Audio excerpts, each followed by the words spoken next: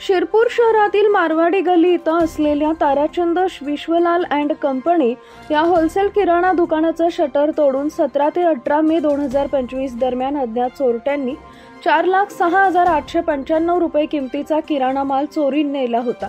या प्रकरणी निलेश ताराचंद डागा वय वर्ष 50 यांनी दिलेल्या तक्रारीवरून गुन्हा दाखल करण्यात आला होता। पोलीस निरीक्षक किशोर कुमार परदेशी यांच्या मार्गदर्शनाखाली गुन्हे शोध पथकाने तपास सुरू करत गुप्त माहितीच्या आधारे वाहिद हसन सिद्दीकी राहणार मालेगाव याला ताब्यात घेतले। चौकशीत त्याने गुन्ह्याची कबुली देत चोरी केलेला माल पाचोरा जिल्हा जळगाव इथं सदाशिव पाटील यांच्याकडे ठेवल्याचं सांगितले। सदर ठिकाणी छापा टाकून पूर्ण मुद्देमाल जप्त करण्यात आला। पुढील तपासात आरोपी वाहिद याचे साथीदार आसिफ टेलर उर्फ आसिफ इक्बाल, इम्रान उर्फ बांड्या कुरेशी व सोनू उर्फ सय्यद हुसेन सर्व राहणार मालेगाव यांचाही सहभाग उघड झाला असून त्यांना अटक करण्यात आली आहे। जप्त केलेल्या मालात तेलाचे डबे, डाळी व तांदूळ यांचा समावेश असून रक्कम 4,06,895 इतकी आहे। आरोपीच्या विरोधात पूर्वीही अनेक गंभीर गुन्हे दाखल झाले असल्याचं निष्पन्न झालं।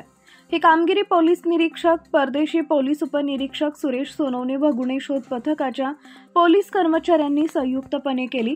पुढे तपास सुरू असून अन्य आरोपींचा शोध सुरू आहे। स्टेशन येथे गुन्हा नंबर 276/25 दाखल असून यामध्ये सुमारे 4,06,000 रुपयाचा किराणा माल अज्ञात चोरट्यांनी चोरून नेलेला होता।